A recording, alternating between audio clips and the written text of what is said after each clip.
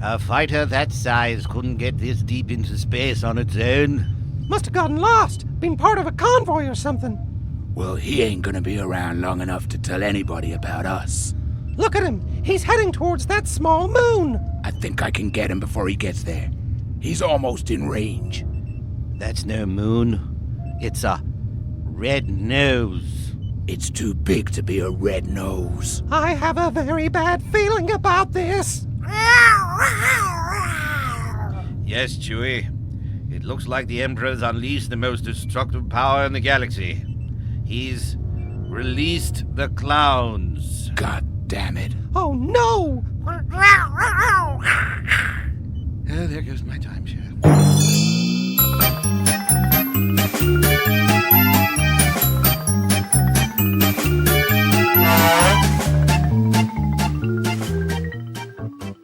Good evening.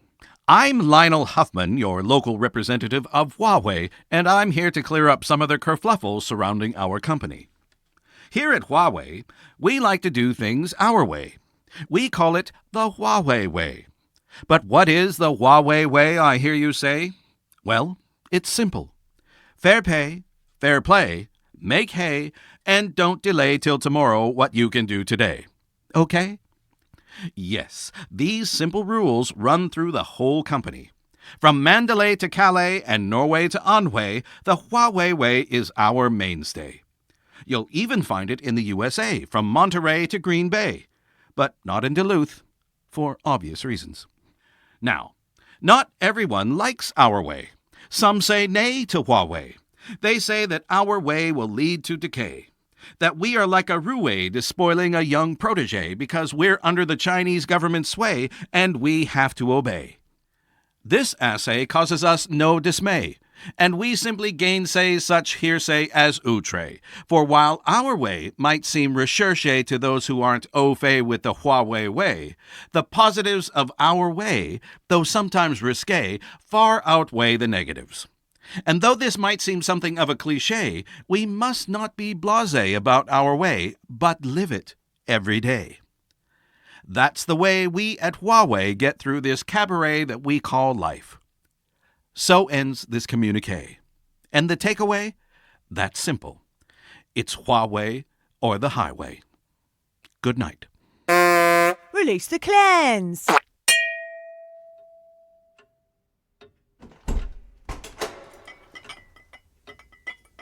Here we are.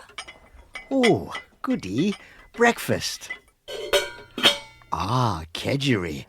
How glorious. Thank you, Evangeline. You really are an irredeemable shit, Claude. Oh, well, I didn't expect that with my kedgeree.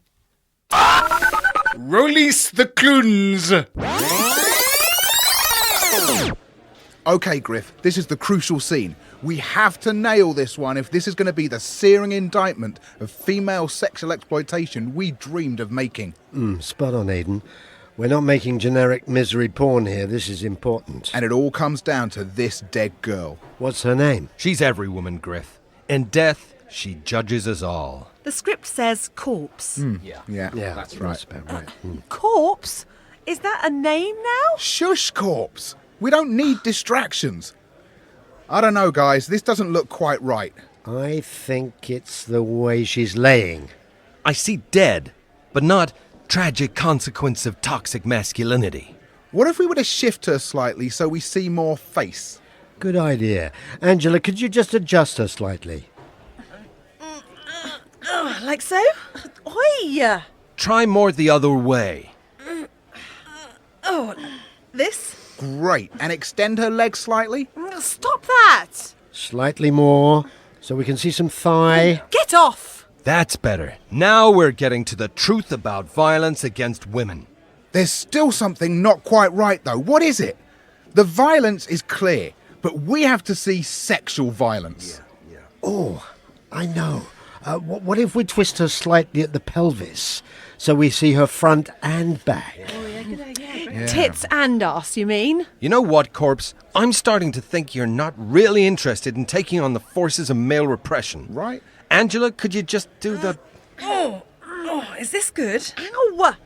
Perfect. But I still think we could do more to underline the insidious nature of the systematic abuse of young girls. What if we got the badge on her school blazer more into shot? And undid the next 2 buttons on her blouse? And got some lippy on her, yes. What have you got, Angela? Harlot Scarlet? That glistens nicely. Great, that's just the ticket. You're worse than they are, you know. Don't move, you'll smear it. How's that? Now that is a sexy corpse. Yeah, high five! I reckon any predatory pedophiles watching this are gonna be feeling pretty uncomfortable now.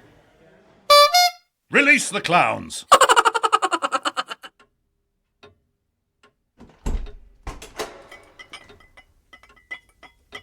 Here we are.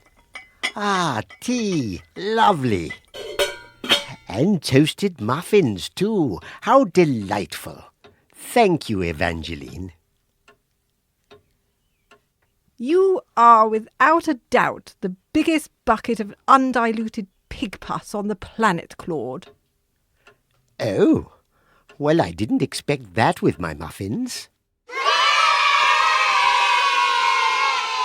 Release the clowns. Well, thank you for inviting me to your office. I'm from the advertising agency Ads, and I'm here to tell you how you guys can triple your sales of soft drink with a brand new, never-before-seen campaign. Triple it, you say? At least, because what I've got to show you is so revolutionary, it's going to change the face of the soft drink industry. Well, go on, tell us what it is. Let me show you. There's nothing there. Yeah, it's just a blank white page. I think you've missed something. Or have I? Ladies and gentlemen, may I present to you your campaign? I'm sorry, I don't understand. Thought you might not. Well, you see, what we have here is a media first. Now, we know everyone hates advertising, tacky slogans, pop-up ads, and most importantly, people like me who pretend it's art. Well, yeah, that's true. So, I present to you the idea, no advert at all. What? What do you mean there's no advert? No advertising. But that doesn't make sense. Of course it does. You'll be tapping into an audience, the huge audience that hate all advertising, and giving them what they want, no advertising. But how do they know that it's us? Yeah. Oh, they'll know.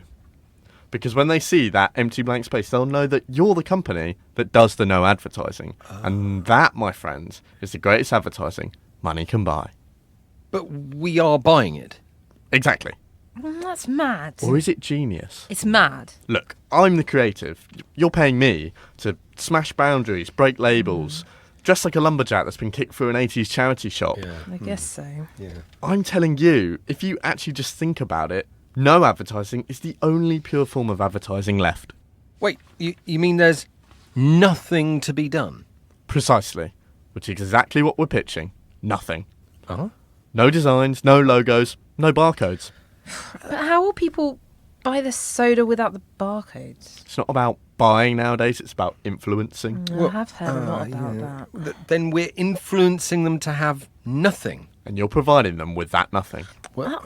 That's illogical. Yeah. Or is it revolutionary? It's not advertising. Or is it? Oh, this is ridiculous. Look, quite simply, you're telling people who you are by not telling them who you are. Huh? And that's the final barrier for advertising, mercilessly commercialising people's creative cynicism. It's capitalism at its finest, and you, of all people, should love that. Well, I suppose we could try it. I mean, can't be any worse than that Kendall Jenner Pepsi fiasco. True. Yeah, very true. So, how much does nothing cost exactly? $20 billion. That's quite reasonable. You could do that. Yeah. Release the clowns.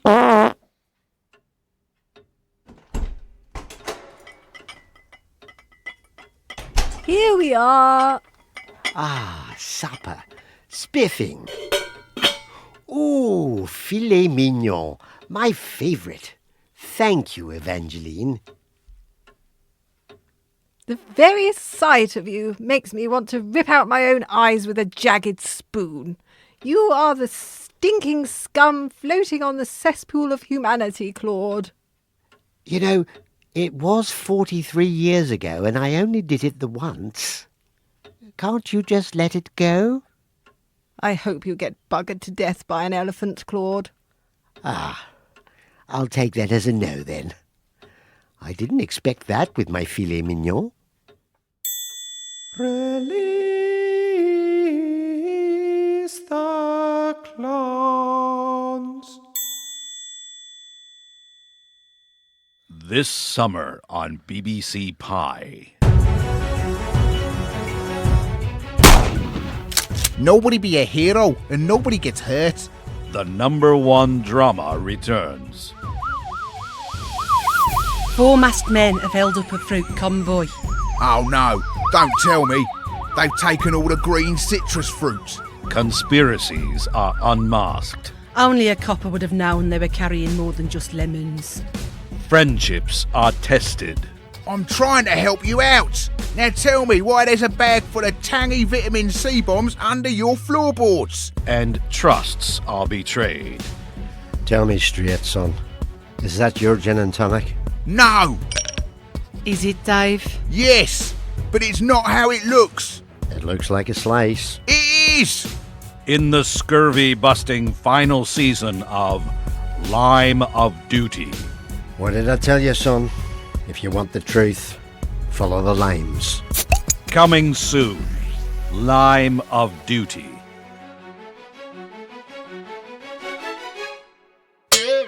Release the clowns. And now, Mafia nursery rhymes with Mad Joe Santini.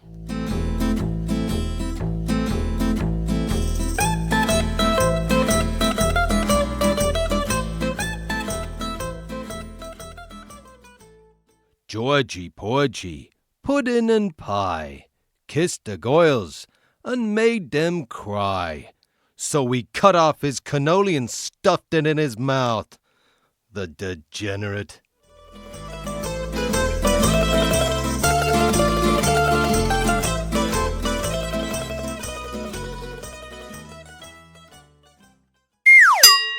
Release the clowns, and the dirt is gone.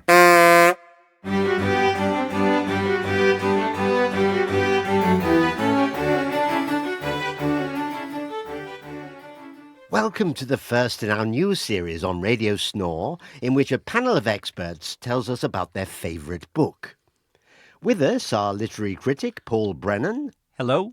Award-winning physicist Shauna Trussell. Hello. Poet and novelist Ronald Willis. Hello. And politician Derek de Lanyard. Good evening. Shauna, if I may start with you, what is your favourite book? It's a no-brainer for me. Definitely Emma. Oh, perfection.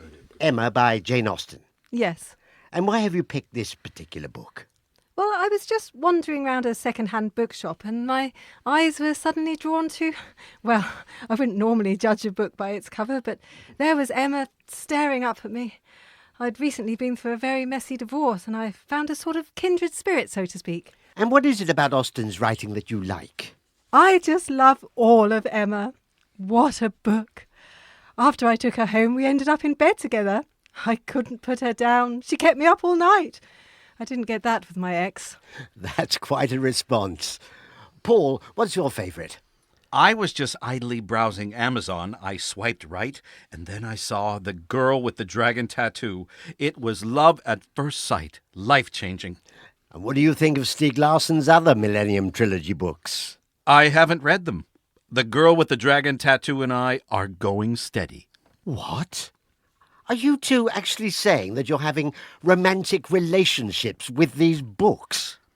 I'd had a few one-night stands with cheap, trashy airport novels, The Da Vinci Code, some Jeffrey Archers, but they didn't mean anything. Now I've really found the book I want to be with for the rest of my life. A lot of people don't understand. I was in a restaurant just the other day and Emma was sitting opposite me. We were looking forward to a lovely candlelit meal, but we waited ages to be served because the waiter thought I was just reserving the seat. We face this kind of prejudice every day. This is ridiculous. Surely we can all enjoy and share some classic stories that enrich our lives. Ronald, If I can turn to you, please tell me you read more than just one book. Oh, yes, I definitely do that. With my partner, 1984 by George Orwell.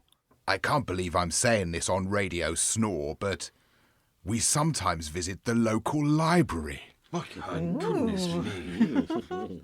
And? We swap around. I might take Brave New World, I go for dystopians, while 1984 will snuggle up on a shelf with The Wind in the Willows. Goodness. Derek. I am completely monogamous with 3 men in a boat, and I refuse to listen to rumours. You are all completely mad. Books are an art form, mass-produced items for everyone. Look, I've got a copy of Emma right here. Emma! No! How could you?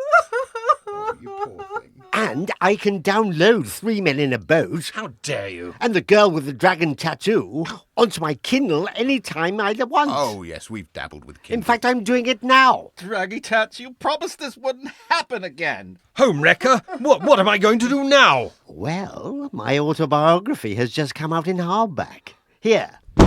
Hello. You can have this copy if you like. The spine's a bit damaged, I'm afraid.